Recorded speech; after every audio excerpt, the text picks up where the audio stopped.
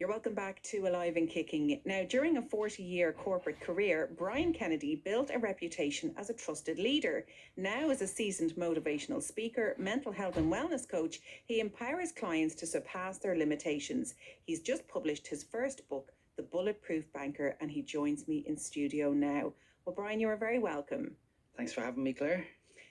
It's hard to know where to start because there's so much in the book and so much in your story, but I think we'll start with the title itself. It's called The Bulletproof Banker because one of the parts of your life is that working in the banking sector, you were a part of 7 armed robberies. You survived 7 armed robberies. Tell us a little bit about that. Yeah, in fact, I start the book with one of those armed robberies, and where the guy slams my head into the safe and is demanding that I open it and has his forearm on the back of my neck, and he puts his double-barrel shotgun under, my neck and tells me to open the safe. And my thought at that stage was not for my family, it wasn't for my life, it was, if I can stay calm here, I'm a pretty good prospect for promotion in this organization. Wow. And that's where my mindset was.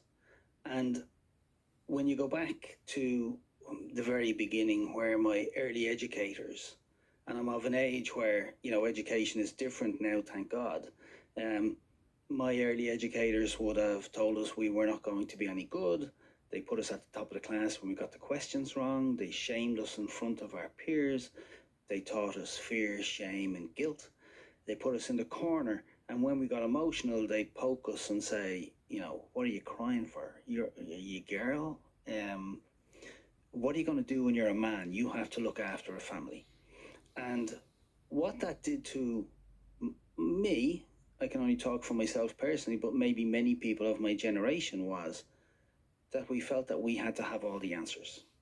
You asking for help, not knowing the answer, was a sign of vulnerability. And I decided very early on in my life that I would not show vulnerability. And I brought that into my football career that got me a trial in the UK and England. And I brought it through my corporate career, which I got promoted in every single organization that I worked for. And getting through 7 armed robberies was a prime example of, I'm bulletproof. Nothing can affect me. I am going to chase this corporate dream. I'm going to chase this success.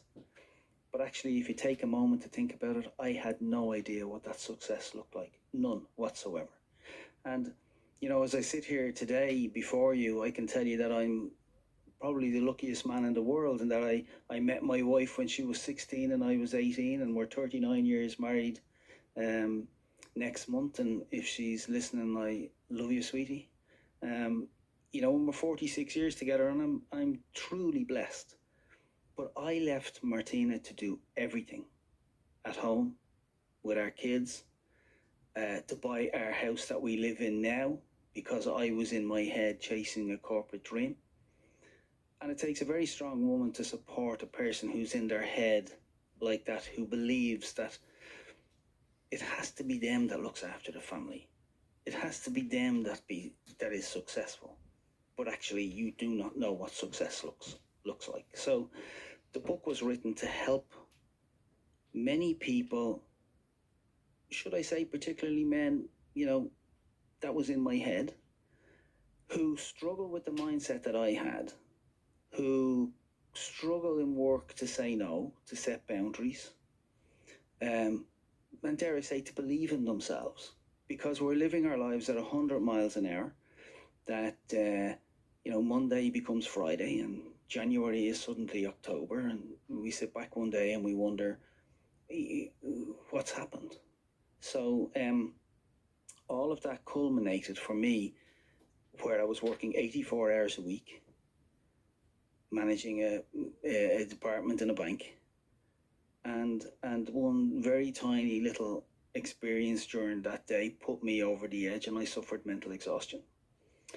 And when you talk about that particular robbery at the start of the book, I was really surprised because usually these are things we see on TV, you know, in a drama, in a film, and to know that it is real and that it happens, you never really think about what happens afterwards. And after the balaclava clad robber left with the contents of the safe, Yeah. the police arrived, you helped them with their investigation, and then it was back to work. Absolutely. That's the bit that really got me. And you were greeting customers, Yeah. and leading your team after something hugely traumatic. You'd had a gun to your life had been threatened and endangered, and it was just like back on it, like a flick of a switch. 7 armed robberies, all exactly the same.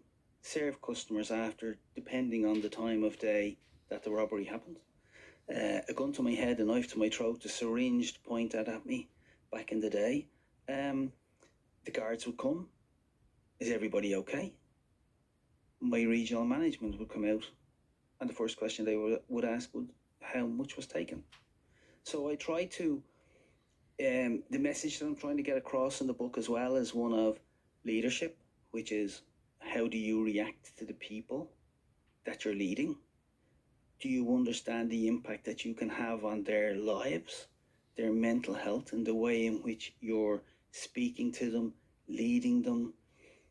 Are you being truthful? Are you building trust? And unfortunately, I've worked in very toxic environments where it probably wasn't safe to speak up, even though you were encouraged to speak up, okay? And I bottled every single bit of that pressure and stress and, you know, errors in my world, in what I did for a living, was not acceptable.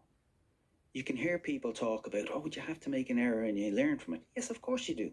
But I had a bunch of stakeholders behind me that would berate me over the mistakes that my teams could make, because they had a financial impact on the person whose accounts we were dealing with. So therefore, they did not accept in any shape or form error. And I had to try to mind my people. And that was a struggle at times, because you can't be in my head managing the stress, catastrophizing about the future all the time, and not bark at the people that you love or the people that you lead in an organization. Yeah, it's going to come at some cost. There's going to be a cost somewhere. Absolutely. So you touched on the 84 hours a week and that leading to complete burnout. Tell us about that rock bottom moment. So it was a very simple thing that happened in work that put me over the edge. And I knew at that point I had to get out of the office. And I got into my car and I drove home. I do not remember driving home. I remember pulling up outside the house and walking into the house. And Martina looked at me and knew straight away something wasn't right. Now, she has been used to me working very long hours in different organizations. But she knew straight away, women's intuition, whatever you might be. And she said, are you okay?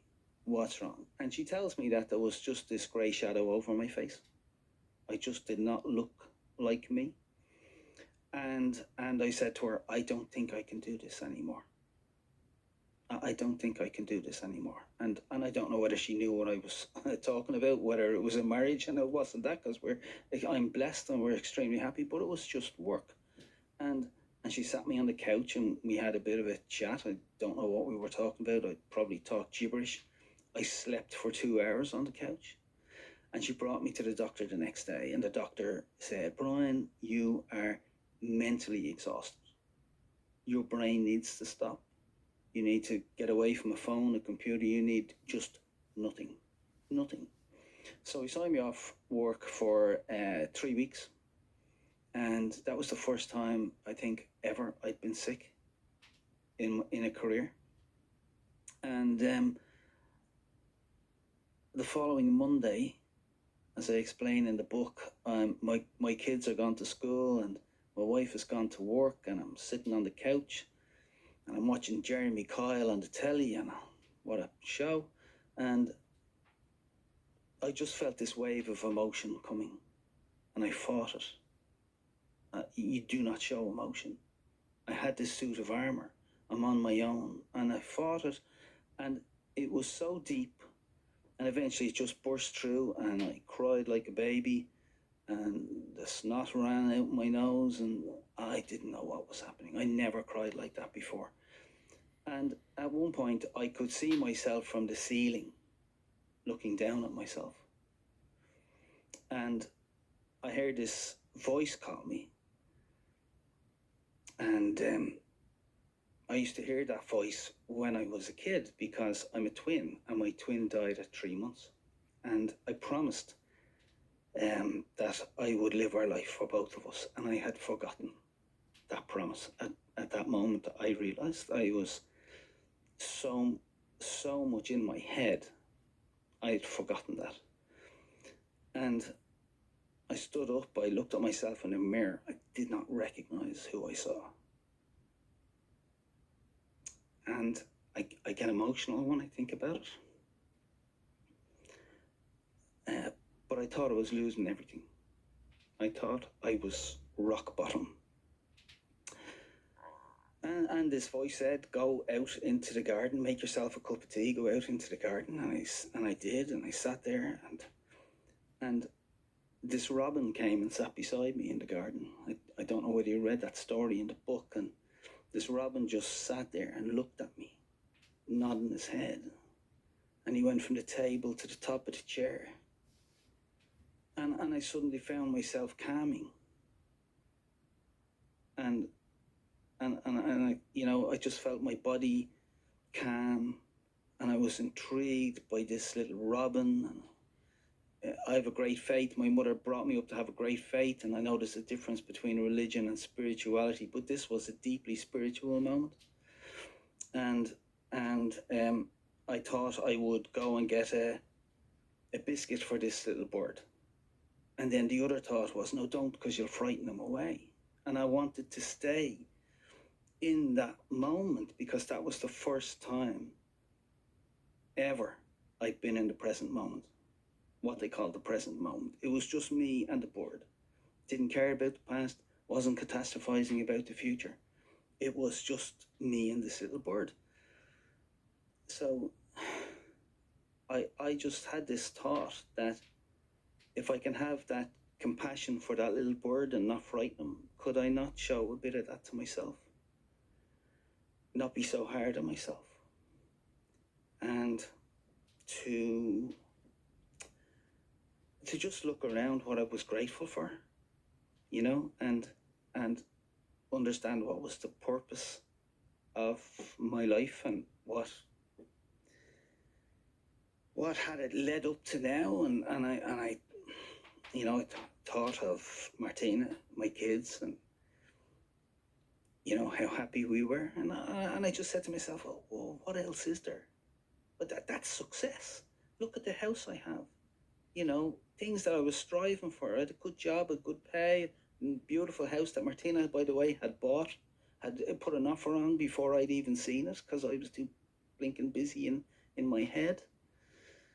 And it was just a whole change of reality, values, and I vowed that, when I went back to work, I would no longer look for promotion, that I was very happy. I would mentor people, I would bring them on, I would try to help them, not to make the mistakes that I had, but like bearing in mind that everything that has gone through my life has made me the nice guy that you see today, and wanting to help people. So I wouldn't necessarily change anything, but if I'm honest, work was chaos in my head, catastrophizing every day, not enjoyable.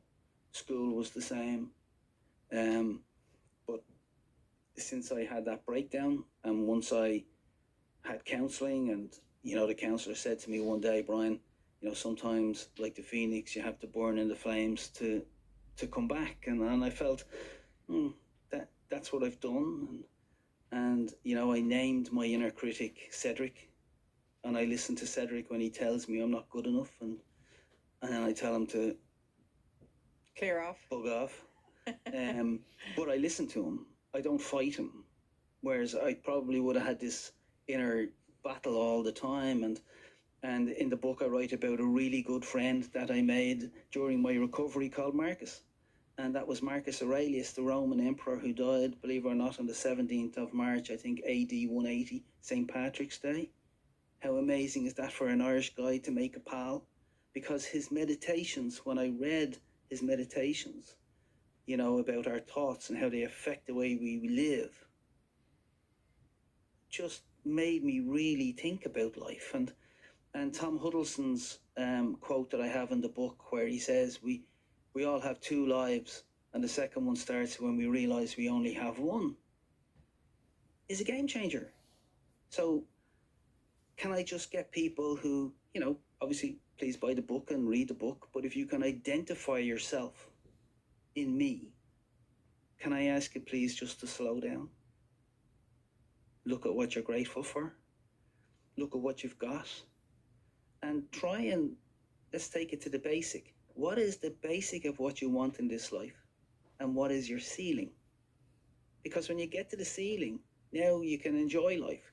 But if you're like me and you're constantly chasing something that you didn't even know what it was, you just knew you had to be successful because my early educators told us we were not going to be, you know, and that's a mindset. And I'm rabbiting on a bit now, haven't I? But, you know, no, you've poured your heart and soul here. I mean, you've made me emotional at times as well. And I love that you've rounded it off like that with advice for people to slow down, because you don't necessarily have to hit rock bottom or have that big implosion in your life to give yourself the gift of time. Yeah. You gave yourself initially that 3 weeks off work and everything changed, but really it changed in that powerful moment where you sat and had a cup of tea in the garden. And I think we can all have a cup of tea in the garden and check in and go, am I okay? Is everything okay? What's working? What's not working? And you're right. I love what you said about the ceiling, because if we just keep traveling up in the lift, we're not getting off at any floor. How are we enjoying the building? It's a brilliant book, packed full of personal story inside. I mean, you've got a flavour of Brian right here, and then all of the tips that he has learned along the way and really practical advice. It is called The Bulletproof Banker. Brian Kennedy, thank you so much for coming on. Thanks for having me. Right, that's it.